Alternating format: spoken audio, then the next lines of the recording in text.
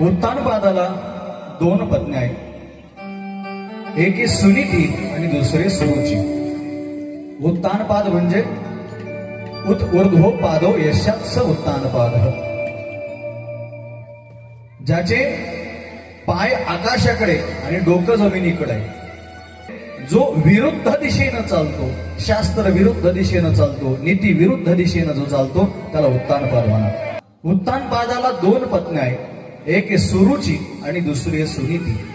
सु काढून टाका, नीती आणि रुची अशा दोन पत्न्या प्रत्येकाला आहेत। पण नीती ही पत्नी कोणालाही आवडत नाही, रुची मात्र सगळ्यांना आवडते। रुची म्हणजे स्वस्य रुची यशात स्वसुरुची, स्वतःच्या रुचीप्रमाणे वागणं, स्वतःला आवडेल त्याप्रमाणे वागणं, जे मनाला करावं वाटेल तेच करणं, याला सुरुची म्हणतात। स्वस्य रुची, शास्त्राचा विचार करायचा नाही, नीतीचा विचार करायचा नाही, वेदाचा विचार करायचा नाही, याचा सगळ्याचा विचार न करता वागणं, याला स्वरुचीनं वागणं म्हणतात। सुनीतीनं वागणारे फार कमी आहेत, कारण की सुनीतीनं वागणं फार कठीण जातं। पण सांगू, या दोघांमधला भेद असा आहे, सुरुचीचा पुत्र आहे उत्तम आणि सुनीतीचा पुत्र आहे ध्रुव।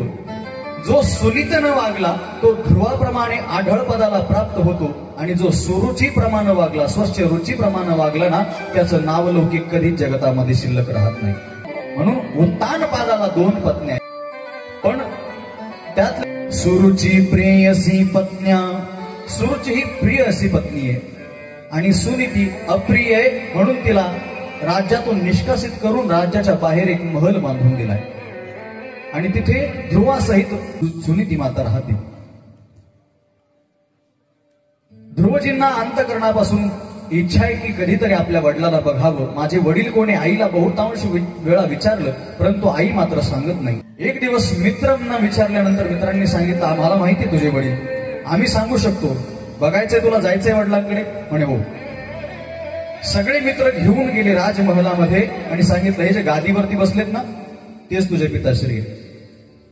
गेले, नमस्कार केला, पिताश्रींना ओळख सांगितली आणि उत्तानपादानं सुद्धा उत्तम आपल्या एका मांडीवरती बसलेला आहे ना, ध्रुव सुद्धा आला, आनंद वाटला। ध्रुवाला दुसऱ्या मांडीवरती बसवलं आणि दोघांच्या डोक्यावरून हात फिरवत होते, तेवढ्यात सुरुची आली आणि सुरुचीनं पाहिलं, जर आज हा मांडीवरती बसला तर हा ध्रुव उत्तमापेक्षा, माझ्या मुलापेक्षा मोठा आहे, आणि हा जर यांना प्रिय झाला तर उद्या राजगादीचा वारसदार हा ठरेल, म्हणून काहीतरी केलं पाहिजे याच्याकरिता। म्हणून सुरुचीनं कूटनीती केली। सुरुचीनं सांगितलं, चल गादीच्या खाली उतर, त्या गादीवरती, त्या मांडीवरती बसण्याचा अधिकार केवळ माझ्या मुलाचा आहे, तुझा नाही।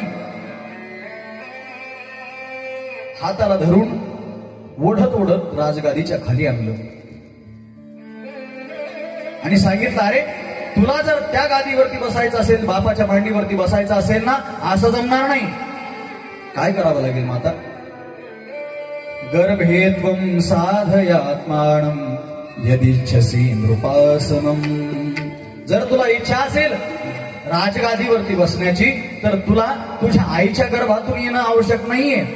अरे ती तर सामान्य आहे, ती दासी आहे, मी राजमाता आहे, माझ्या उदरामध्ये तू एक काम कर, भगवान परमात्म्याचं भजन कर, त्याचं भजन केल्यानंतर तो तुला भेटेल आणि त्याच्याकडे वर मागून घे, काय माझा अंत झाल्यानंतर माझा पुढचा जन्म सुरुची मातेच्या गर्भामध्ये होऊ देत, आणि माझ्या गर्भातून ज्या वेळेस तू जन्म घेशील ना, त्यावेळेस तू या राजगादीचा अधिकारी होशील। तसा अधिकार प्राप्त होणार नाही। सुरुची माता भगवंतापेक्षा आपल्या गर्भाला जास्त महत्व देते, म्हणजे अगोदर भजन कर, देव भेटेल, आणि देवाकडे मागून काय घे, तर माझ्या गर्भातून जन्म घेण्याचं मागून घे, म्हणजे हिचा गर्भ देवापेक्षा श्रेष्ठ झाला। क्षत्रिय रक्त आहे। ध्रुवजींना क्रोध आला, ध्रुवजी निघाले, रडत रडत रडत रडत आपल्या मातेजवळ आले। आईनं विचारलं सुनीतीनं, काय झालं ध्रुवा, कशा करता रडते? ध्रुवाचा कंठ दाटून आलाय, ओठ तरतर कापतायत, रागानं लालबुंद झालेला आहे, काहीही बोलता येत नाही, अवाक्षर मुखातून बाहेर पडत नाही। सगळ्या मित्रांनी जमवलेले सगळे सवंगडे होते, त्यांनी अक्षरशः सगळ्या झालेला वृत्तांत सांगितला। सुनीती मातेनं सांगितलं, ध्रुवा, सुरुचीनं जो मार्ग तुला सांगितलाय ना, तो मार्ग, अरे त्या बापाच्या नासक्या मांडीवरती काय बसण्याची इच्छा करतो? सुरुची मातेनं जो मार्ग तुला सांगितला ना, ती काही चुकीचं बोलत नाही. बापाची मांडी कुठपर्यंत आहे? जोपर्यंत तो जिवंत आहे तोपर्यंतच ही राजगादी आहे. परंतु जर परमेश्वराचं त्या अविनाशी भगवान परमात्म्याची गादी मिळवली ना, तर तू अजन्मापर्यंत, जोपर्यंत चंद्र सूर्य तारे असतील ना तोपर्यंत तुझी कीर्ती अजरामर राहील, तोपर्यंत ते पद तुला प्राप्त होईल. काय या नासक्या मांडीच्या मागे लागलास? काय नासक्या पदाच्या पाठीमागे लागलास? जा, चांगला मार्ग सुचवलाय तुला. ध्रुवजींनी सांगितलं, माता पण जाऊ कुठे? म्हणे जा, देव वनात असतो. वनांतरात गेल्यानंतर, तपश्चर्या केल्यानंतर भगवंत भेटतो. 5 वर्षाचं बालक येऊ, 5 वर्षाचं बालक आहे, वनामध्ये घर सोडून निघालं. क्षत्रिय रक्त आहे, सळसळतं रक्त आहे, भगवत प्राप्ती करायची म्हणून वनामध्ये निघाले. गेले वनामध्ये, वटवृक्षाखाली बसले. परंतु विचार केला, वनामध्ये आलो खरे, परंतु भगवंताचं भजन करायचं कसं, साधना करायची कशी, उपासना करायची कशी, काहीच माहिती नाही. पण सांगू, जो व्यक्ती निष्काम भावनेनं, जो व्यक्ती अंतकरणात कशाचीच लालसा न ठेवता भगवत प्राप्तीकरिता निघाला ना, त्याला कधीतरी गुरु येऊन भेटतात. त्याला गुरुकडे जाण्याची गरज नाही. कधीतरी त्याला संत येऊन भेटतात आणि संत त्याचं स्वतःहून मार्गदर्शन करतात. आपल्याला संतांकडे जाण्याची गरज नाही. फक्त निष्काम भावनेनं भगवत प्राप्तीकरिता निघालं पाहिजे. ध्रुवजी महाराज निष्काम भगवत प्राप्ती करायची म्हणून निघाले. म्हणून आज सामान्य संत नाही भेटले, साक्षात नारद महर्षी मार्गदर्शन करण्याकरिता आले. नारद महर्षींनी पाहिलं, लहान बालक आहे, भगवत प्राप्ती करता म्हणून मनामध्ये आलंय. थोडी समजूत घालून बघूया जरा, वैराग्य मरकट वैराग्य का स्मशान वैराग्य का खरंच प्रखर वैराग्य याच्या ठिकाणी. म्हणून परीक्षा घेण्याचा प्रयत्न केला. नारद महर्षींनी सांगितलं, ध्रुवा, अरे लहान वय आहे तुझं, या वयामध्ये खेळणं, बागडणं, लहान मुलामध्ये फिरणं हे वय असतं तुझं. आणि या वयामध्ये पुढे अरे लोकांचे गौऱ्या मसनात गेल्या तरी सुद्धा त्यांच्या मुखावाटे नामचिंतन येत नाही. तुझं वय 5 वर्षाचं आहे ध्रुवा. जा घरी, मित्रासमवेत काळ घालव, जीवन चांगलंय, जगून घे जीवन. काय ह्या वनामध्ये येऊन भगवत भजनाच्या पाठीमागे लागलास? ध्रुवानं सांगितलं, महाराज अजिबात जमणार नाही. नारद महर्षींनी अनेकविध उपदेश केला, परंतु ध्रुवजींनी एका वाक्यात सांगितलं, नारदजी, तुमचा उपदेश अमृता समान आहे, परंतु ते अमृत पचवण्याकरिता माझं जे हृदय आहे ना, ते हृदय सुवर्ण भांड्यासारखं राहिलं नाही. कारण त्या सुवर्ण भांड्याला सुरुची मातेनं एवढे तीर मारलेत की ते छिन्न विछिन्न झालंय. एवढे छिद्र त्याच्यामध्ये पडले की तुमचं ज्ञानरूपी अमृत त्या भांड्यामध्ये टिकत नाही महाराज, ते पाझरून निघून जाते. का करता येत असेल तर मला भगवत प्राप्तीचा उपदेश करा, बाकी काहीही नको. नारदजींना समजलं, पक्का चेला. म्हणून नारद महर्षींनी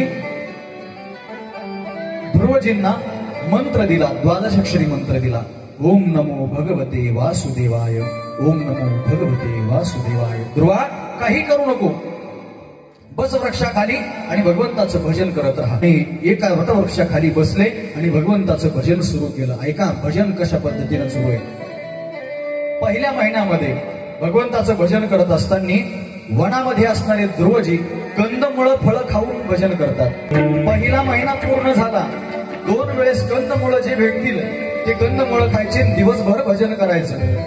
दुसरा महिना प्रारंभ झाला, आता 2 वेळचं कंदमुळं खाणं सोडून दिलं, 1 वेळेच कंदमुळं खायचे आणि दिवसभर भजन. 2 महिने संपूर्ण झाले. तिसरा महिना सुरू झाला, कंदमुळं फळं खायचे सोडून दिले, केवळ आता पाणी प्राशन करतात आणि पाणी प्राशन करूनच दिवसभर भजन. 3 महिने संपले, 4था महिना सुरू झाला, पाण्याचाही त्याग केला. 4 महिने संपुष्ट झाले, 5वा महिना लागला. 5व्या महिन्यामध्ये खाणं सगळं सोडून दिलं, पाणीही प्राशन करायचं सोडून दिलं.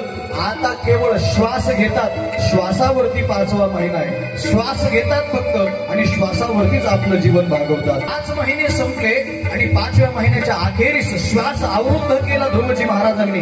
आणि श्वास जसा ध्रुवजी महाराजांनी आवृद्ध केला ना, हृदयात असणाऱ्या भगवान परमात्म्याचाही श्वास आवृद्ध झाला, भगवंताचा श्वास आवृद्ध झाला. संपूर्ण सृष्टीवरचं वारं थांबलं गेलं. सूर्य एका जागेवरती स्थिर झाला. हवा कुणाला भेटेना, श्वास करता येईना.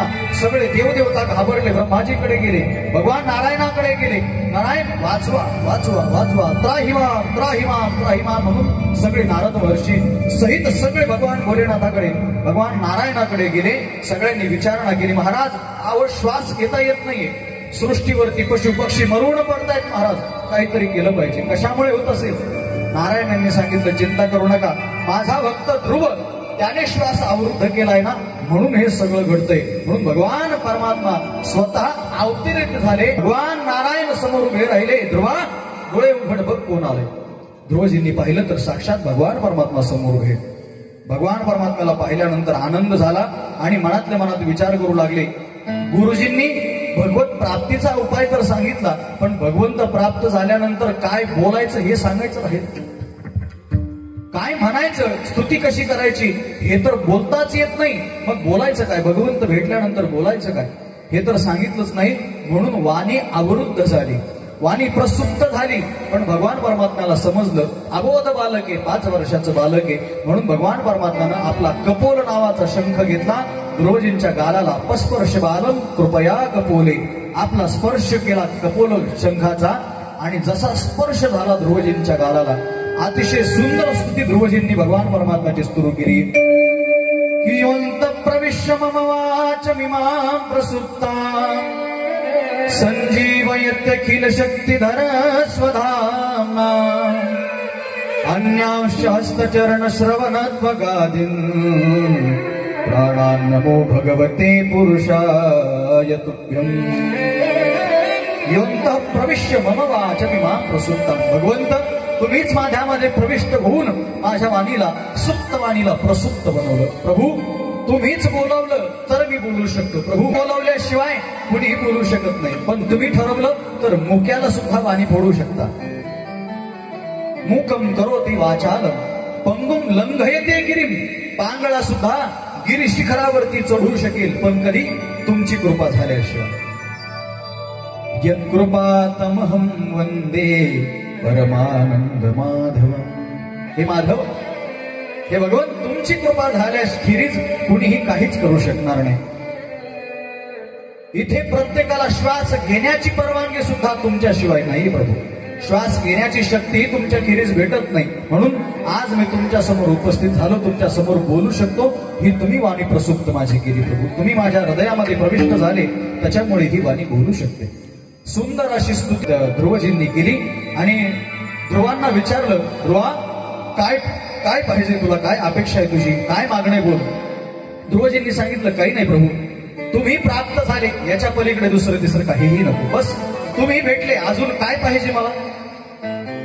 नाही ध्रुवा, तुझी अपेक्षा होती राजगादीवरती बसायचं, म्हणून मी आज्ञा देतो तुला की जा 30,000 वर्षापर्यंत राजगादीवरती राज्य कर, आणि त्याच्यानंतर माझे पार्षद येऊन तुला घेऊन जातील. ठीक आहे महाराज, जशी तुमची आज्ञा. ध्रुवजी वनातून राज्याकडे गमन करते झाले. आता लक्षपूर्वक आहे का, हे ध्रुवजी तेच आहे की ज्यांना सुरुची मातेनं राज्यातून निष्कासित करून हाकलवून लावलं होतं. आज ते ध्रुवजी भगवंताची भेटी झाल्यामुळे राज्यात परत येताना पाहिलं ना, तीच सुरुची माता प्रथम ताट घेऊन समोर उभी राहिली. जोपर्यंत संसारात अडकले ना, तोपर्यंत कुणीही आपला आदर सत्कार करत नाही. पण संसार सोडून परमार्थाच्या वाटेला लागले ना, कुणी शत्रू असू द्या, आपला सत्कार केल्याशिवाय राहत नाही, हे निश्चित आहे. शत्रूही असू द्या, आपला सत्कार केल्याशिवाय राहत नाही. का तर आपली संलग्नता, आपलं जीवन कुणाशी एकरूप झालंय, तर भगवान परमात्म्याशी एकरूप झालंय ना. म्हणून शत्रूही असू द्या, आपल्या जीवनाचा सत्कार केल्याशिवाय राहत नाही. ध्रुवजी आले ना, सगळ्यात पहिला सत्कार, सगळ्यात पहिला टीका सुरुची मातेनं लावला, की ज्या मातेनं हाताला धरून हाकलावून लावलं होतं, राज्यातून निष्कासित केलं होतं, त्या मातेनं टीका लावला. उत्तानपाद महाराजांनी ध्रुवजींचा राज्याभिषेक केला आणि ध्रुवजींना राजगादीवरती बसवले. अनेक वर्ष राज्य केलं. एक